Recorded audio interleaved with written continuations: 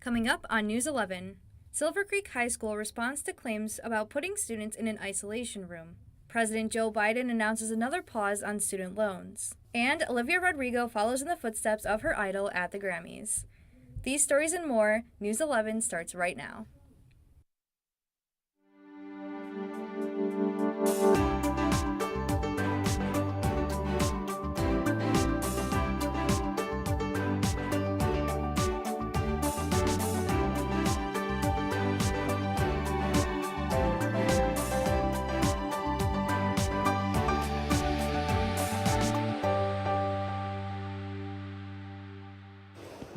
Good evening and welcome to News 11. I'm Chloe Kowalik. And I'm Andy Velez Davis. After multiple claims from a former administrator about an isolation room at Silver Creek Elementary School, Superintendent Tom Crandall says that those claims are, quote, utterly false. In a letter dated on March 29th, Assistant Director of Elementary Programming Jay Hall criticized the isolation cell. The letter, posted on social media, led to a meeting of residents and family members at Sky's the Limit on Main Street last Thursday night. Crandall said the room is meant for de-escalation as a place where students can, quote, gather their thoughts and composure so that they are able to safely rejoin their peers in the classroom, end quote. Crandall released pictures showing the outside of the room, which he called well ventilated. Crandall added, quote, it is by no means intended, nor has it ever been used as a punishment or negative implications. Jay Hall has since been put on administrative leave since sending the letter, and Crandall has announced that an outside investigator from the New York State Police said that there were no health concerns in the room. In a statement, a spokesperson for the state's education department said they could not confirm nor deny the quote existence of investigations in order to protect the fairness and integrity of their processes. For those interested in Erie County, a second booster shot is now available for eligible people. As long as 4 months have gone by since your last shot, you're good to go. Those who are 50 and older or 12 and older with autoimmune conditions are applicable for a second booster shot, according to the Commissioner of the Health, Dr. Gail Burstein, quote, the vaccines reduce the risk of moderate and severe illness caused by a COVID-19 infection, end quote. If you're looking for an appointment, go to erie.gov/vax or call 716-858-2929 for the clinic schedule or to set up a vax visit. The Erie County Fair has some big country names in the lineup for this year. Some of the big names are Trace Adkins, who sold over 11 million albums across his 25-year career and has also been a member of the Grand Ole Opry for over 20 years. Terry Clark, who is a Canadian Country Music Hall of Famer and is the only Canadian woman on the Grand Ole Opry, will also be performing. The last performer is Lone Star. Lone Star has sold over 10 million records since 1995, including 10 #1 hits. The tickets for the fair go on sale June 10th at 9 a.m. and will range from $35 to $55. The fair is being held on August 14th and has also announced performances of the Fab Four, Riley Green, and the Happy Together tour. The Erie County Fair isn't the only location announcing their lineups for the summer. If you're a Western New York fan of blues music, Art Park in Lewiston has you covered this summer. Buddy Guy, Kenny Wayne Shepherd, and Christone Kingfish Ingram are set to headline this year's Backroad Blues Festival. You'll want to make sure to purchase your tickets for the concert starting tomorrow, April 8th. The Backroads Blues Festival is planned to kick off at 5:30 p.m. on August 16th, featuring blues legends and rising star artists alike. Tickets will be on sale starting at $35 to $50 and can be purchased at the Art box office or on Ticketmaster.com. For more information on the event, make sure to visit artpark.net. And one last local music story, it's time to get your dancing shoes on because Riverdance is making its return to Shays Performing Arts Center this weekend, featuring 3 Western New York natives who began their dance careers in South Buffalo.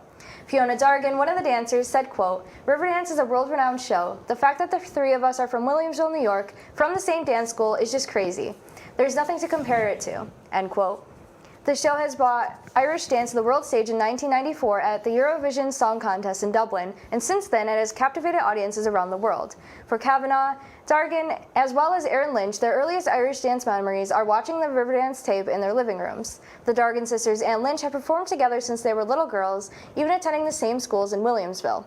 Lynch remembers performing at their elementary school talent show. They said performing on the stage together is a dream come true. Riverdance will perform April 8th through April 10th at Shays Performing Arts Center.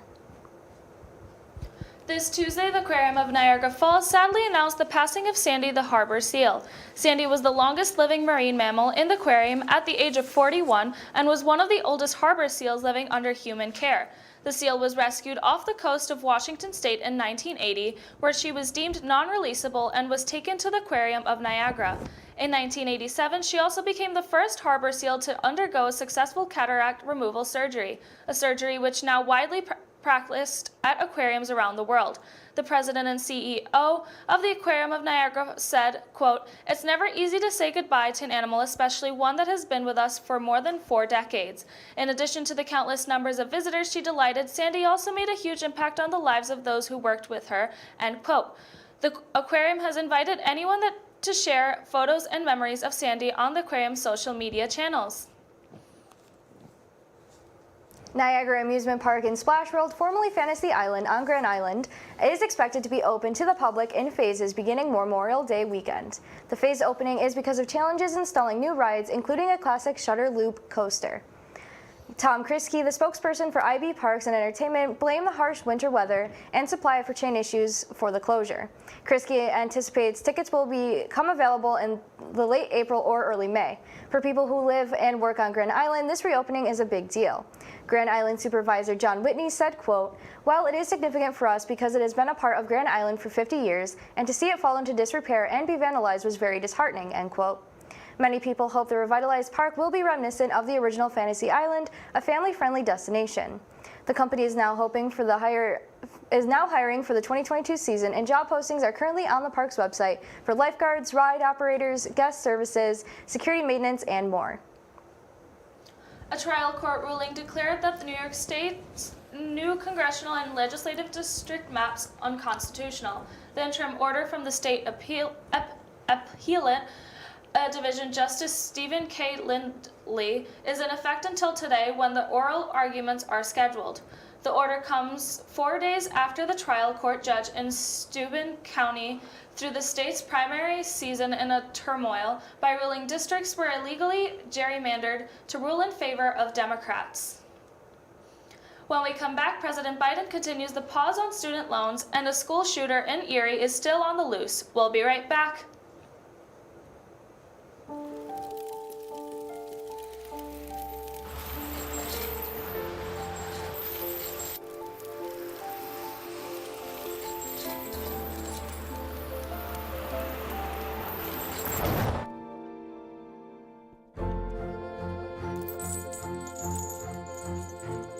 Did you know dragging chains can spark a wildfire? Only you can prevent wildfires. When I was in foster care, I never knew when I would have to move, so I always had my suitcase ready to go. Then one day, I was adopted. My new parents opened their hearts and home to me. My parents cook my favorite breakfast for me every morning. My parents take me on trips I never thought I would go on. They gave me a home and an even better reason to use that suitcase. My parents aren't perfect, but they're perfect for me. And student loan payments were scheduled to resume May 1st after being halted since early in the pandemic. The Biden administration plans to freeze federal student loan payments through August 31st.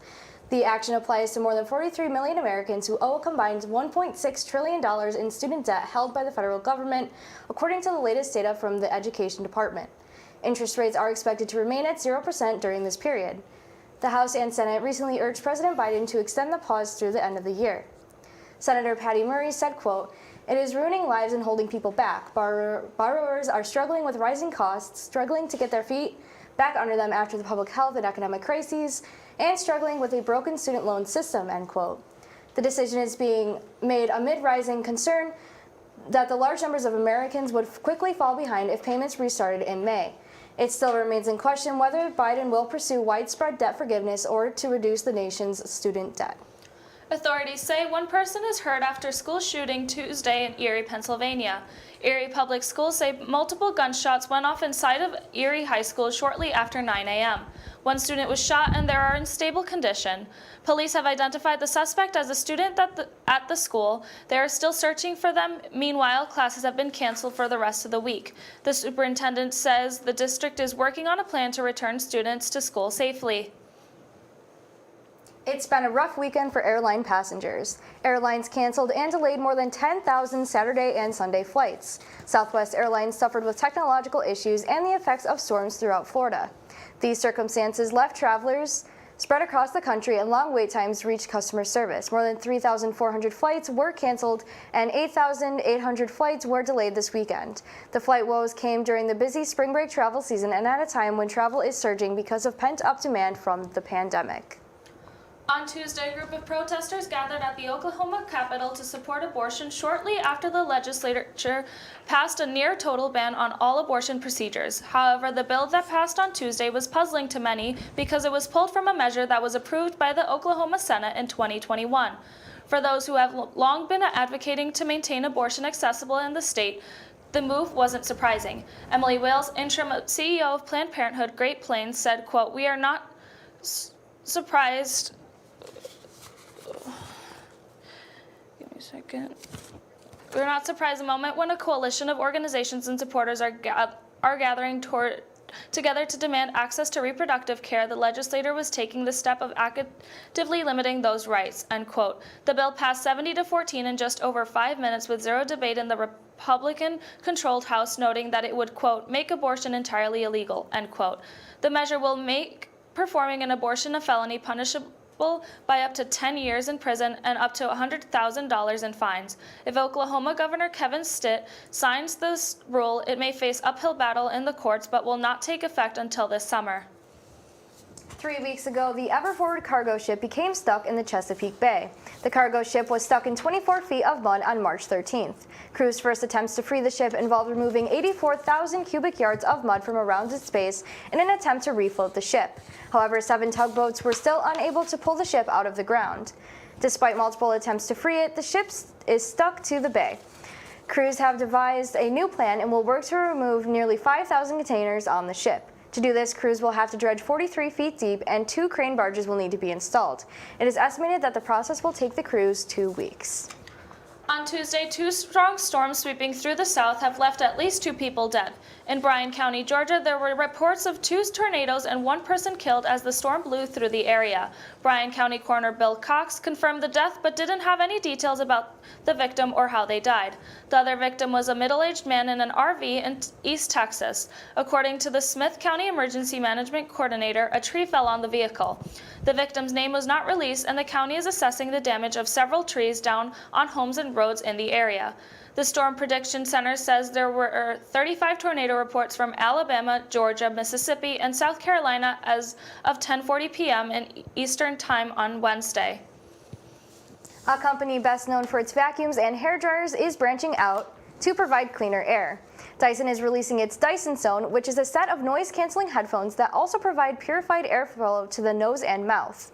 Officials at Dyson say this product will provide wearers from noise pollution and air pollution at the same time. The company says it tested hundreds of prototypes before coming up with its final design. So far, there's no word on how much these headphones will cost, but they are expected to be officially launched this fall. The World Health Organization says roughly 90% of people worldwide breathe air that rises above the pollutant limits in its guidelines. And when we come back, Sarah Gorton joins us for an update on the March Madness Championship, and Hunter Halterman joins us for your first weather forecast. We'll be right back.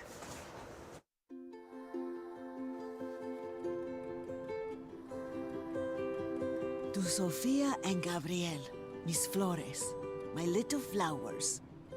Even though these old knees can't follow on your adventure to the forest today, these flowers represent my love. So you can take me with you wherever you go, near or far. These stitches and threads join us together. Me, your mother, and both of you. And wherever you see a flower, a bird, a beautiful tree, know that my love is with you. as you bring our colorful stories to the world. Make the forest part of your story at a park near you. Find one at discovertheforest.org. There was an old woman who lived in a shoe. She had so many children, she didn't know what to do.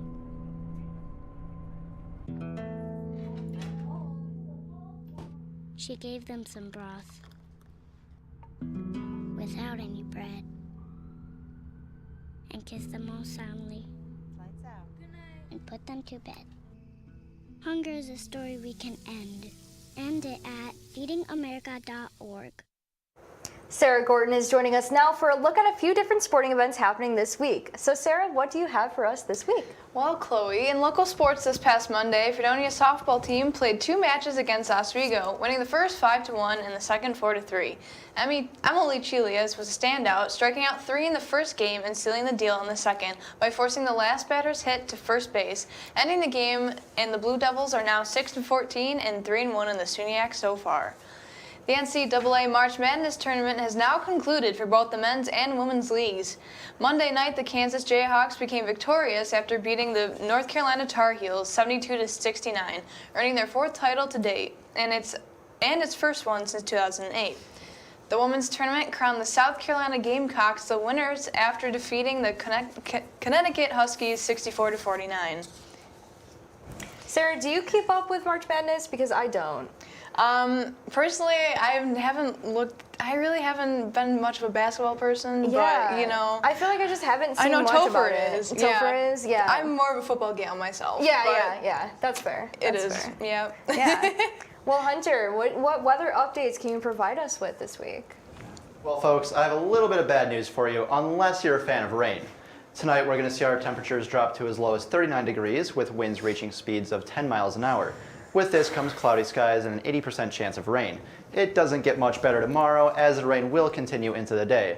And on top of this, temperatures are expected to average around 46 degrees with wind gusts of 16 miles an hour. By nighttime, we'll see the temperatures drop to 38 degrees and precipitation drop to 40%. My best advice, dress a little warmer and be prepared for rain. This has been your today and tomorrow weather forecast. I'll be back for your weekend weather forecast here shortly. Back to you guys at the desk. Well, Hunter, hopefully you'll have some better news during the second forecast. When we come back, we have your international headlines. We'll be right back. I feel like I was like...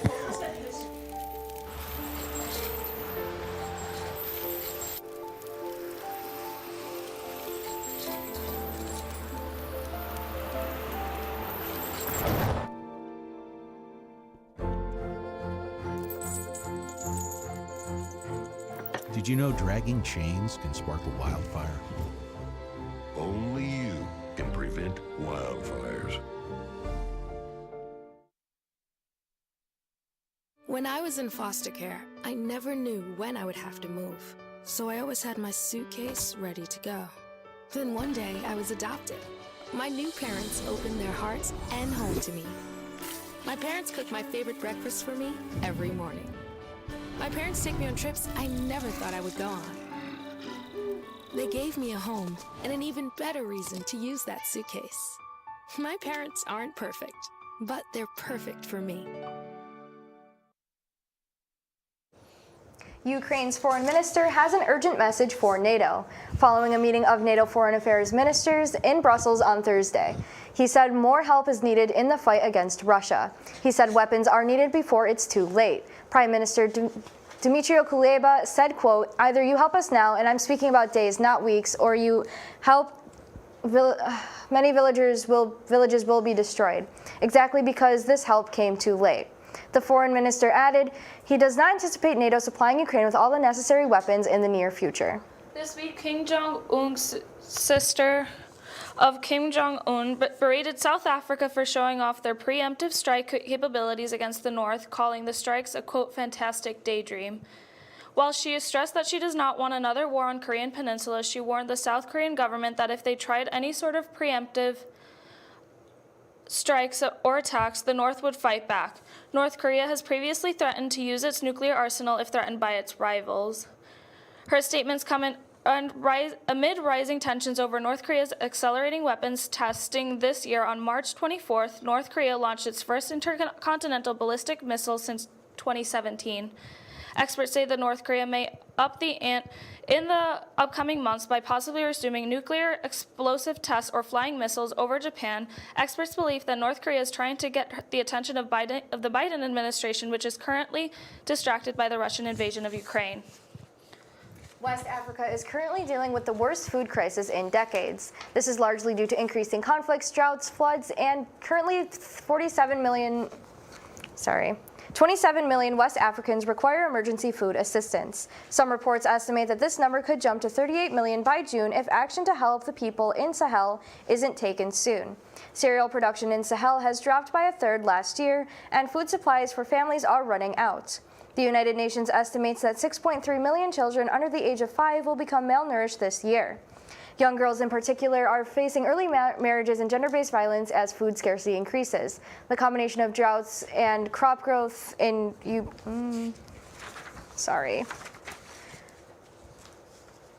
contributed significantly to the food crisis. A conference will be held in Sahel to assist the West African people in need. We're going to be right back with your What's Trending stories and your weekend forecast. We'll be right back. Most of my family, they never graduated high school or even let alone go to college, so I'm trying to break that barrier. Every day after work, went straight to school, studied hard, and it paid off. I could not have done it alone. I see the future is really bright for me. The high school diploma is just added to the confidence, and now I feel unstoppable. Find free adult education classes near you at finishyourdiploma.org.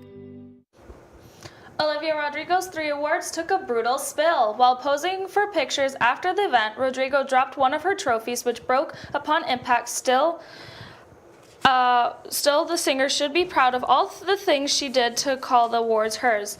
The star is probably getting deja vu as one of her inspirations, Taylor Swift, dropped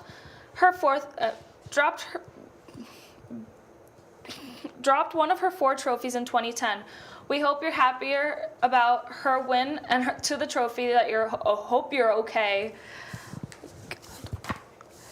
YouTuber Logan Paul made his WrestleMania debut over the course of the weekend sporting a very unique piece of jewelry. His outfit was black and yellow, more than likely to match the Pokemon card he was wearing around his neck with a gold chain. This wasn't just any card, however, it was one of the card's worth $5 million. The card is known as, quote, Illustrator Pikachu card, and it is graded 10 by the Professional Sports Authenticators grading system, the highest possible score. The card is so rare as it was only given out to 39 contest winners in the whole world in 1993, and Paul's is the only one to be graded a 10. And in case you're curious, Paul did win his WrestleMania match. Recently, we saw the return of the McDonald's favorite Szechuan sauce, but now it's time for another favorite item to make a return. Unfortunately, it is still not the McRib, but it's the world's favorite spicy chicken McNuggets. Originally released in 2020, spicy McNuggets were a great success for McDonald's, increasing their U.S. sales by 7.5%. They were a limited item, however, soon were taken off the menu. We'll soon see the return of the McNuggets at roughly half of the United States McDonald's locations. We have yet to see whether the Spicy McNugget will return to McDonald's location. If you want to get your hands on a batch of these, we recommend starting to look for them now before they are taken off the menu again. Andy, have you ever had a McRib? I've never actually had a McRib. Okay, next time they come back, you absolutely have to try it. They're so good. They're like, I love them so much. I was really hoping when I saw this story that it would be the McRib, but it's okay. Spicy nuggets will do. Do you like spicy nuggets? I haven't had them, but I'll try them. I think the last time I had them, they were actually pretty spicy, and it was too much to eat. Yeah. Like too spicy to eat. Yeah, but I don't know. Hunter, do you have any good weather news or? No. The bad news continues.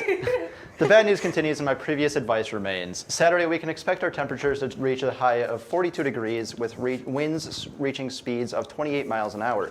It'll be a mostly cloudy day into the night, and I apologize beforehand for saying this, but we can also expect to see some rain or snow showers in the morning and in the evening. And it doesn't stop there, because on Sunday, our rain or snow showers will be continuing throughout the day. As for temperatures, we can expect a high of 41 degrees and a low of 32 degrees towards the night. Once again, I'm sorry for the bad news after some of the nice weather we've seen recently, but I do recommend dressing warmer this weekend. This has been your weekend weather forecast, and I'll pass it back to our anchors at the desk. All right, well, I'm kind of disappointed that it's going to be rainy outside and cold because I really thought it was going to be spring now, but that's okay. I think spring weather is rainy weather, right? Yeah, that's true. I just wish it was going to be cold, but that does it for News 11 this week, and as always, thank you so much to our crew behind the scenes here at WNYF. And of course, thank you to everyone watching at home. We'll be right back next week. Have a great night.